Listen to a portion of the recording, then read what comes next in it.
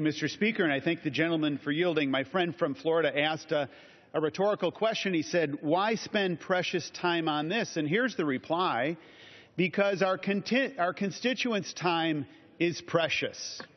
Our constituents' time in trying to comply with regulations is precious. But before I get there, let me just give you a little bit of a history, Mr. Speaker, about my understanding of the genesis of the REINS Act. And it's interesting from a process point of view and then a substance point of view. So from a process point of view, my understanding is that this came out of a town hall meeting that was hosted and sponsored by our former colleague, Congressman Jeff Davis from Kentucky. He gathered a group of people together, and as I understood the story, one of the constituents raised his hand and he posed this question.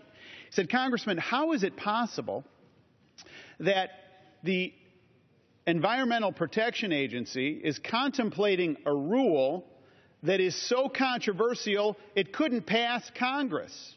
How is that even conceivable under our governance structure, that unelected bureaucrats are able to accomplish something that the elected representatives of the people have said no to? And Congressman Davis, in a very thoughtful way, began to take that in, and out of it he began to work with other people and put together the REINS Act, regulations from the executive in need of scrutiny, that says this. It says, look, over the years, one of the weaknesses of Congress is that this institution has delegated too much responsibility to executive agencies. That's at the base of what we're talking about. This is an issue of delegated authority. And since it was Congress's mistake in terms of atrophying its authority over a period of time, the remedy then falls on Congress to reclaim that authority.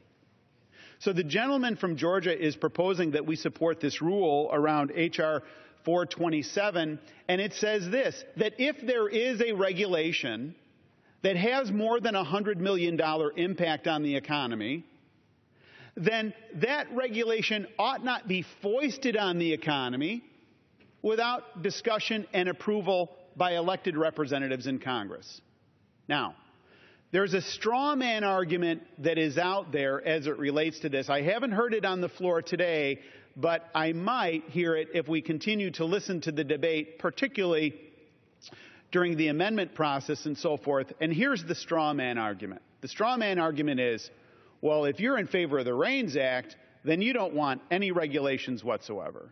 You want the Wild West where only the strong survive. That's a straw man. That's ridiculous. What the REINS Act says is, look, if you're going to have a regulation, it ought to be thoughtful. It ought to be well structured. It ought to be well debated. And it ought not be a bureaucrat sitting on the 7th floor on a gray building on Independence Avenue that is pursuing an agenda. Haven't we seen plenty of that, by the way? Pursuing an agenda that couldn't pass this place. An agenda that 218 members of the House of Representatives and a majority of the Senate, they're not going to support, but an agenda that a bureaucrat with a political agenda and so forth is trying to move forward. Now, these numbers are staggering.